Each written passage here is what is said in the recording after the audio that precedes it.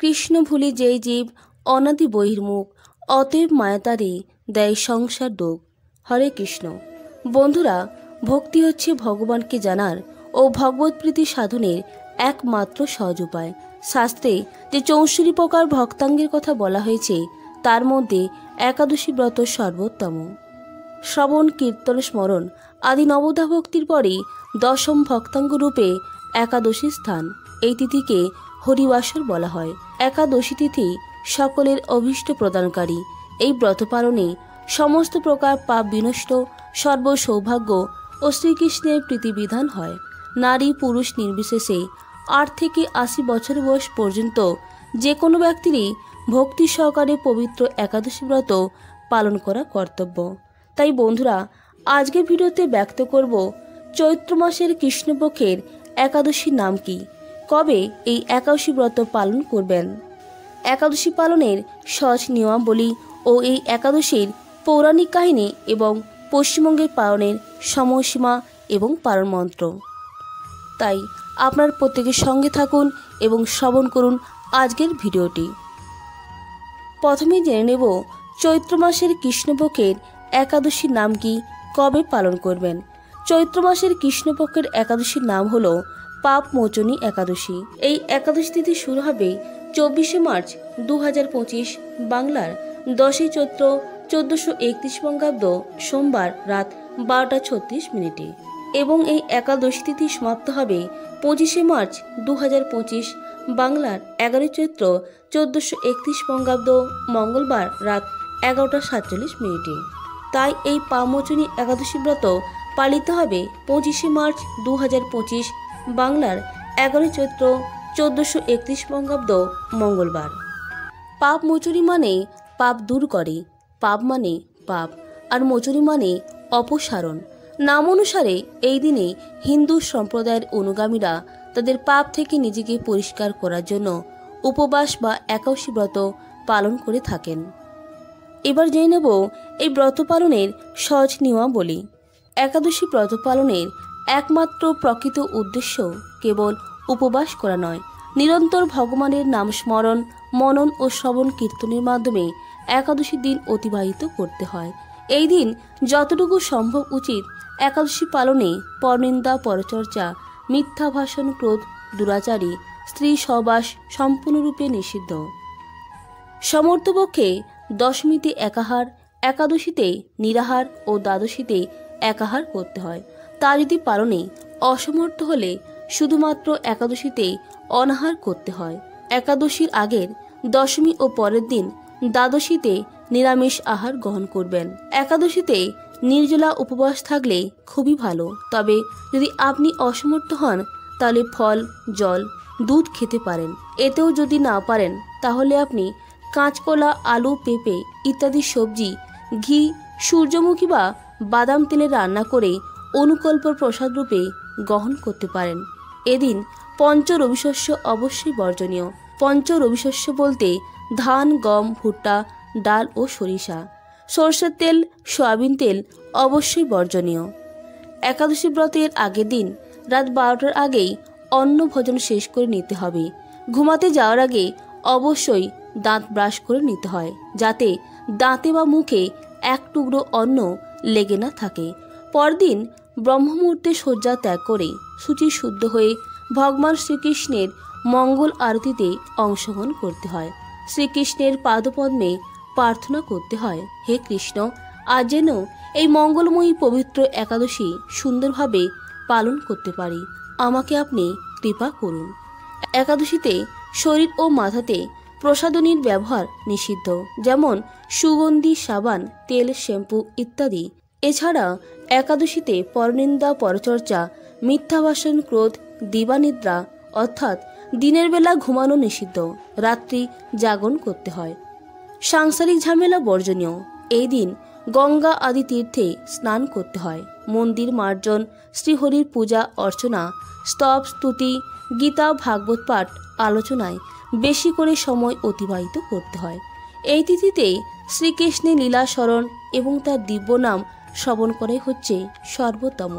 শিল প্রভুপাদ ভক্তদের একাদশীতে 25 মালা বা যথেষ্ট সময় পেলে বেশি জপ করার নির্দেশ দিয়েছেন, তবেই আপনি চিন্ময় আনন্দ অনুভব করবেন। একাদশীর দিন সকল প্রকার ক্ষৌরকর্ম যেমন দাড়ি, গোঁফ, চুল, নখ ইত্যাদি কাটা নিষিদ্ধ। একাদশীর সময়কালে সবজি কাটার সময় সতর্ক থাকতে হবে যেন কোথাও কেটে না যায়। একাদশীতে রক্তক্ষরণ বর্জনীয়, তাই এই দিন সবসময় ভগবানের দিব্য নাম স্মরণ করতে হয়। নির্জলা ও নিরাহার থেকে একাদশী পালন করতে একান্ত অপারগ হলে জলসহ কিছু সবজি, ফলমূল গ্রহণ করতে পারবেন। নির্জলা উপবাস শুষ্ক উপবাস নামে পরিচিত, যেমন আলু, মিষ্টি আলু, কুমড়ো, চাল কুমড়ো, পেঁপে, টমেটো, ফুলকপি, বাঁধাকপি, ক্যাপসিকাম ইত্যাদি সবজি ঘি, সূর্যমুখী তেল অথবা বাদাম তেলে রান্না করে ভগবানে উৎসর্গ করে আহার করতে পারবেন। কাঁচা হলুদ অথবা ঘরে বানানো গুঁড়ো হলুদ, মরিচ অর্থাৎ লঙ্কা, সন্ধক লবণ ব্যবহার করতে পারেন। আবার অন্যান্য আহার্য যেমন দুধ, দই, কলা, আপেল, আঙুর, আনারস, আখ, আমড়া, তরমুজ, বেল, নারকেল, আলু, বাদাম, লেবুর শরবত ইত্যাদি ফলমূল খাওয়া যেতে পারে। একাদশীতে সাবু খাওয়া যায়, তবে অনেক ক্ষেত্রে সাবুদানার উপর ময়দার কোটিং দেওয়া হয় ভারী করার জন্য। নিশ্চিত না হলে সাবু না খাই ভালো। একাদশীতে 5 প্রকার রবিশস্য গ্রহণ করতে নিষেধ করা হয়েছে। এই পঞ্চ রবিশস্যে যে কোনো একটি একাদশীতে গ্রহণ করলে ব্রত নষ্ট হয় ও পাপ ভক্ষণ করা হয়, কারণ মাত্র একটি খাদ্যশস্যের মধ্যে 4 ধরনের পাপ থাকে। পাপগুলো হলো মাতৃহত্যার পাপ, পিতৃহত্যার পাপ, ব্রহ্ম হত্যার পাপ, গুরু হত্যার পাপ। সুতরাং আমরা ভোজনে মাত্র একটি দানা নয়, হাজার হাজার রবিশস্য দানা ভক্ষণ করি। ভাবার বিষয় হলো যে পাপকর্ম আমি করিনি, সেই পাপকর্মের ভাগীদার আমাকে নিতে হবে। একাদশীতে খাদ্যশস্য গ্রহণ করলে যে পাপ হবে অন্যকে খাওয়ালেও সেই একই পাপ হয়। একাদশীতে চা, বিড়ি, সিগারেট, পান, কফি, মদ, আফিম, গাঁজা বা অন্য কোনো নেশাজাতীয় দ্রব্য গ্রহণ করবেন না। একাদশীর দিন ভগবান শ্রীকৃষ্ণের সম্মুখে আমরা অবশ্যই সংকল্প নেব। সংকল্প মন্ত্রটি হল একাদশ্যাম নিরাহার স্থিতা অহম অপরিহনি ভক্ষ্যামি পুণ্ডরীকাক্ষ শরণম মে ভবাচ্যুত। অর্থাৎ, হে পুণ্ডরীকাক্ষ, হে অচ্যুত, একাদশীর দিন উপবাস থেকে এই ব্রত পালনের উদ্দেশ্যে আমি আপনার শরণাপন্ন হচ্ছি, আমাকে কৃপা করুন। এবার আমরা জানব এই একাদশীর কথা বা পৌরাণিক কাহিনী। পাপমোচনী একাদশী কথা অনুসারে শিবের ভক্ত এবং ঋষি চবনের পুত্র মেধাবী চৈত্ররথ বনে অত্যন্ত কঠোরভাবে ধ্যান করতেন। যেহেতু কেউ তাকে বিভ্রান্ত করতে পারেনি, দয়ালু ইন্দ্র তার উৎসর্গীকরণ পছন্দ করেনি, তাই তিনি একটি অপ্সরা মঞ্জু ঘোষাকে পাঠান। তিনি তাকে প্রলুব্ধ করার চেষ্টা করেছিলেন, কিন্তু প্রচেষ্টা ব্যর্থ হয়েছিল। প্রলোভন ঋষির সংযমকে কাবু করতে পারেনি, তাই অপ্সরা মোহনীয়ভাবে গান গাইতে শুরু করে। গল্পটি এগিয়ে যাওয়ার সাথে সাথে এটি আবিষ্কৃত হয় যে ভগবান কামদেব অর্থাৎ মদন এটি পছন্দ করেন এবং জাদুকরী ধনুক ব্যবহারের মাধ্যমে মেধাবীর দৃষ্টি আকর্ষণ করতে শুরু করেন। মেধাবী তার প্রেমে পড়েছিলেন এবং বছরের পর বছর কঠোর পরিশ্রমের মাধ্যমে তিনি যে বিশুদ্ধতা অর্জন করেছিলেন তা ম্লান হয়ে যায়। সময় কেটে যায় এবং মেধাবী অপ্সরার কৌতুক দ্বারা এতটাই প্রভাবিত হয়েছিল যে সে আশীর্বাদ হারিয়েছিল তা সে বুঝতে পারেনি। বহু বছর পর অপ্সরা মেধাবীকে তাকে ছেড়ে চলে যেতে বলে এবং মেধাবী তার জ্ঞান ফিরে আসে।